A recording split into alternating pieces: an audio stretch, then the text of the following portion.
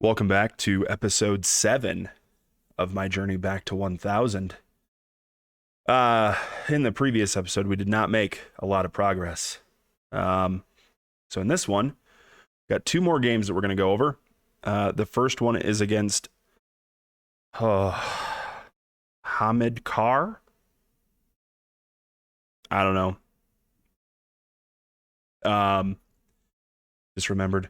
The name reminds me of a car I used to have that used to get humid on the inside every day, and I don't know why. It would be covered in liquid in the morning, and then in the winter, it would turn to ice, so I would have to scrape the inside and outside of my car in order to leave. That doesn't matter. What matters is, in this, I am white. And so I play the London. And he plays the old Benoni defense. I apologize too. My voice is a little bit off. I think I either have a cold or allergies are really bad. So apologies. And it's the morning. It's like the trifecta of awful for my voice, but sorry. As you can see, I've played the old Benoni defense 7 times, and I've won 4 times and lost 3. It's a very weird setup. And so it directly attacks the very first move you do in the London. So I always try to shore up my defense. I believe I played a move like this earlier in the series. And it's easy to kind of deal with this. You just, boom. They can do something like that. And then you just build your pawn structure like this. But that's not what happened. This is what happened. So he just pushes that pawn forward and goes, I imagine, for a similar structure to what I did. I just kept developing my London system, which this isn't an accuracy. They want me to push right here. They don't want me to go for the London anymore. Ooh. So this pawn move leaves me up at plus 2.3, which again is basically I'm up 2 pawns and then, a third of another pawn. But I didn't do that. I moved my bishop out. All right, so he protects this pawn, which would have been a very easy target with a move like this.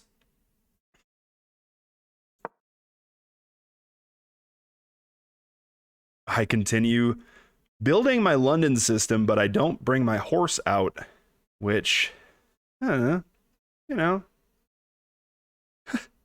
the comment, not the best move, but not bad either. Okay.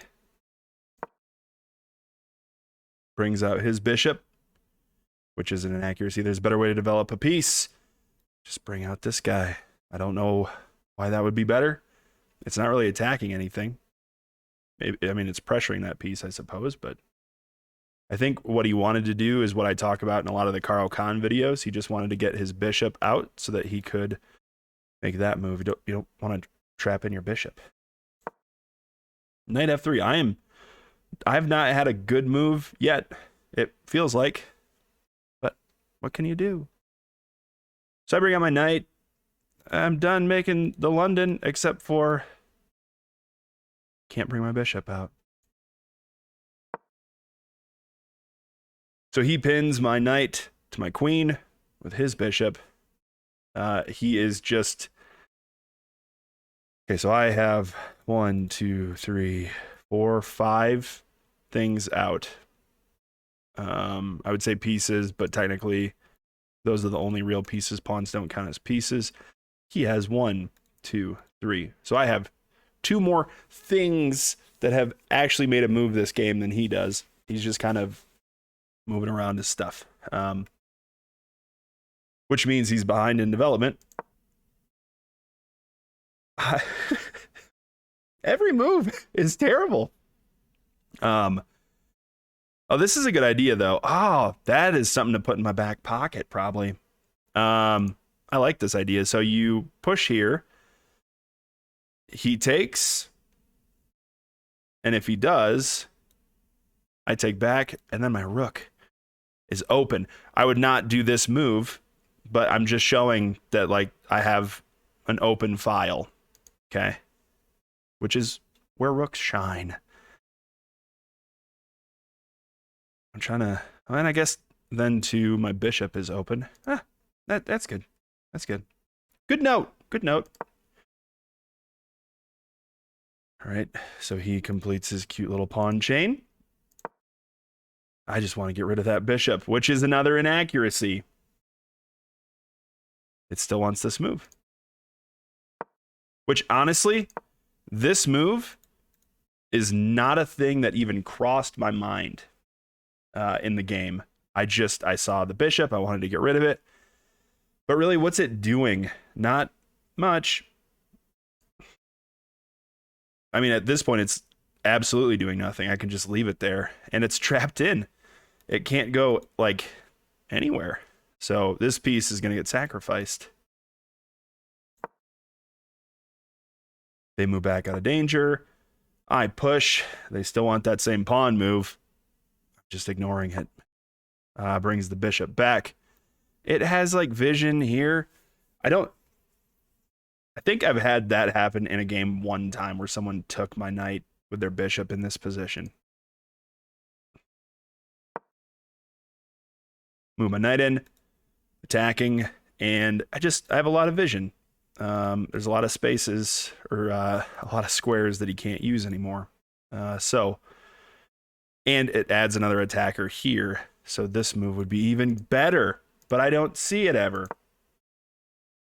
All right, brings the bishop in, attacking my rook. But I just shore up that hole. And I talked about this in another video. I think the previous one, the idea of attacking. Instead of defending, you attack the other person's piece of equal or greater value. It's called danger levels. And basically, if I take, he'll take. That's fine. We both lost something. For the most part, knights can be tricky, but they're not as good as a bishop. I mean, if you're really good with a knight, you could do a lot of damage. So I take, he takes, I take, meh. So I gain 4 points, but that doesn't feel correct either. I don't know. The computer is, what's the depth set on? Like 18? Like it's looking pretty far into the future. I take, he takes. Wow, that's a great move. The only good move. I take, he takes. So it leads to losing material because that one's unprotected and that one's unprotected. So I have two pawns I can attack with a single knight move. Yeah, and their best move is to check with the queen. My king is not castled, but I have a pretty good defensive structure. They have 1, 2, 3 pieces out. I have 1, 2, 3, 4, 5, 6 pieces out. And this one at least moved a little bit. So I would definitely say that my position looks much stronger, and I don't have 2 weak pawns like this. Bring my knight out. Ooh-hoo. Nice fork. Yep. I went over that already. All right, now he moves his queen. And I don't really have anything that I can block with, so I just move my king. And that is a blunder. Can you see why?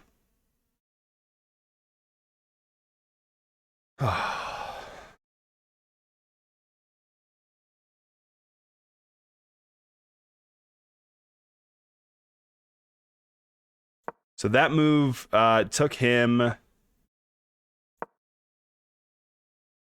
25 seconds because we have a 10-second increment. To see that that's just a big mistake right there. So I take, and he resigns. Cool. Not going to complain about a game like that. because normally I'm the one blundering my queen. Overall, not the best game. But I think it was after this game that I might have started to tilt a little bit. There's just too much going on around me, and I lost my focus quite a bit. I mean, I still only had a 62% accuracy, but let's see what happens over here. Ooh, boy. Who knows what happens? Not me. Let's find out. We are playing as the black pieces, so we are obviously going to play the Caro Kann. Now, this is a weird Caro Kann.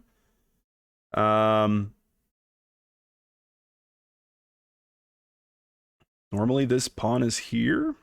Gives me a little bit more of an idea of what I want to do. They don't take, which is good. I bring out my knight.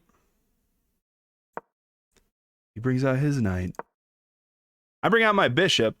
It says this is a blunder, and I realized my issue after I made the move.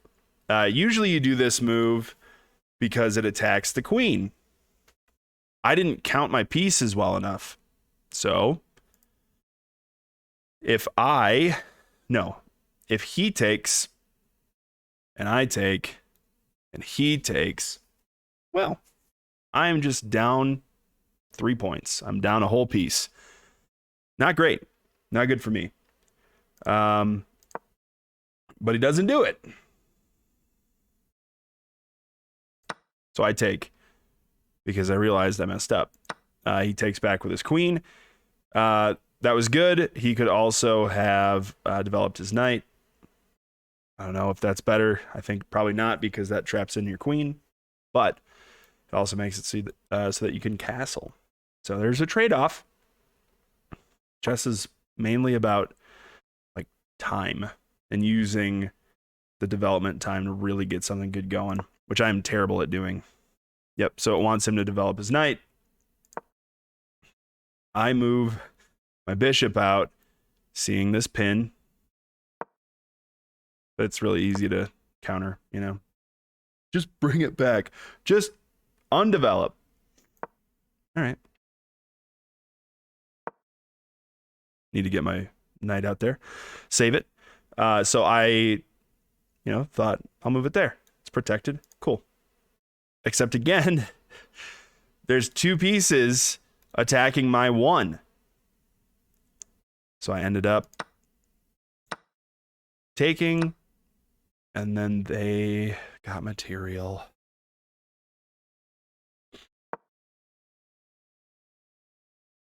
So now I bring my bishop back. What else am I going to do? It wants me to go for a queen trade, or at least scare off their queen. But I don't enjoy queen trades very much. He develops his knight. I castle. He castles. Ooh. All right. This is a bad situation. If he moves his knight here, you can do that, and that's checkmate. Ooh. Okay. Good. Noted. So I push my pawn, as I've talked about multiple times. Push my pawn to protect this square. He just develops his bishop, connects the rooks. And the computer will tell me if a move is good, right? I don't need to say like the quality of every move that people make. You can also see like, oh, if it's green, it's probably good. If it's red, stop. It's all like stop lights, with like this, with chess.com. So don't, you can judge for yourself. I don't know. I will be hard on myself for sure, but I'm not going to say that an opponent made super great, super terrible moves. Because have you seen what I've been doing? Ugh. All right, so they still just want him to move his rook over. He moved his bishop forward more. This move, what does it do? Protects there. That's already protected by quite a few things, so that's probably not the purpose.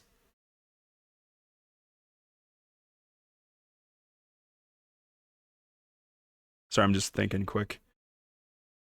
I mean, maybe he just wants to sacrifice his knight or sacrifice his bishop, but if he was going to sacrifice his bishop, why didn't he just go for it? I don't know.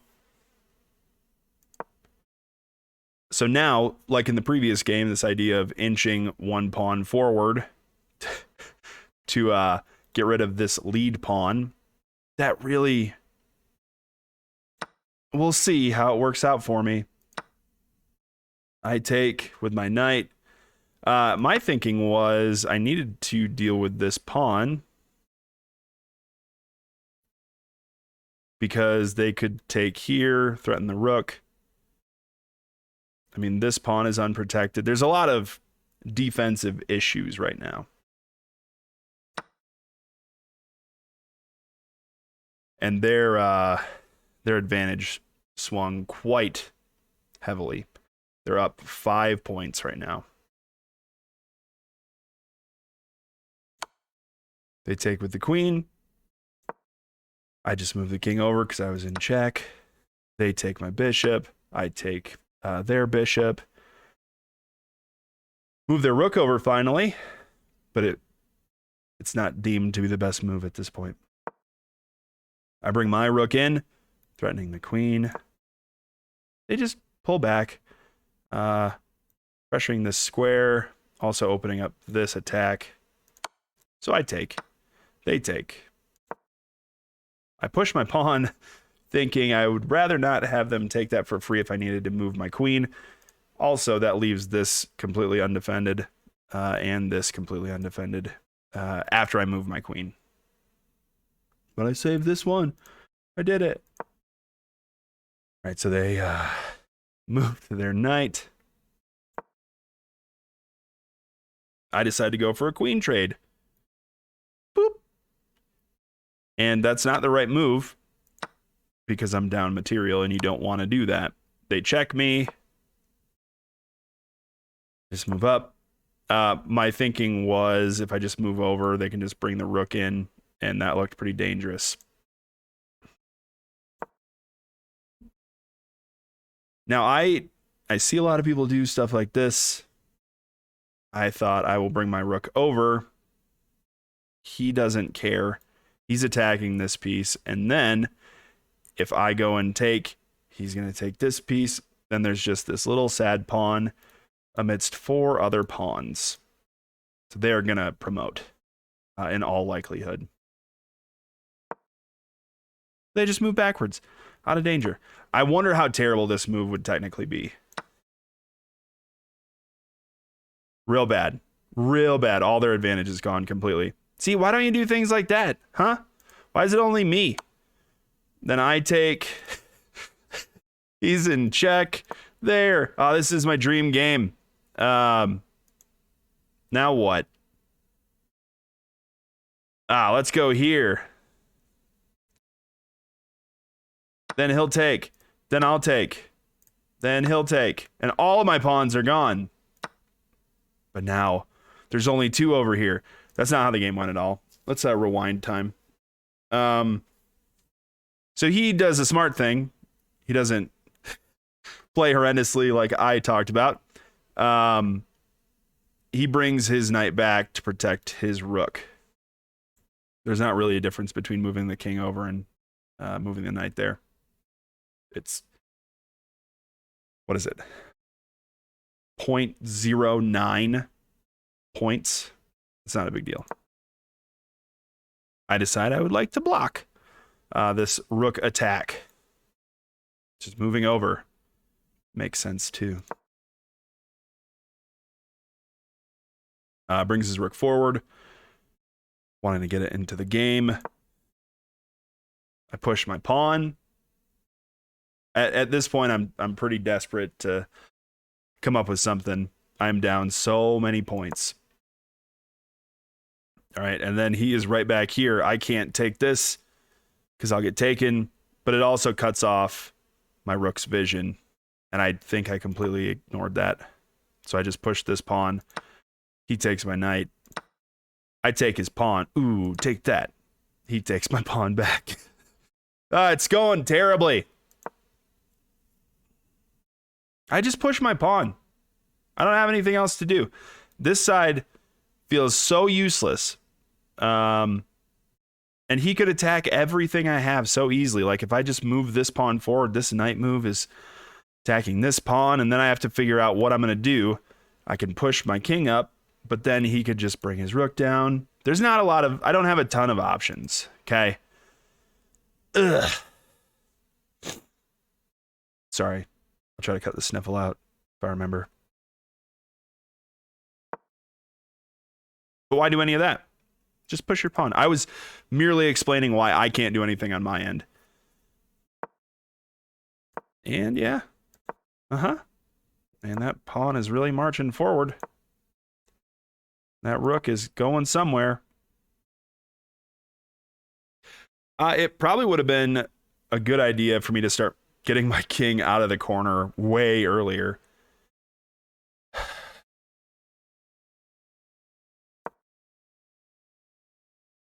He brings his rook down.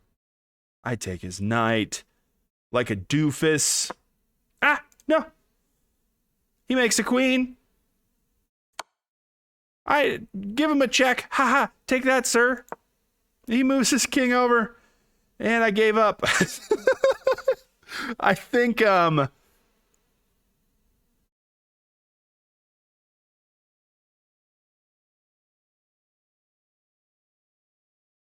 isn't that checkmate? Right?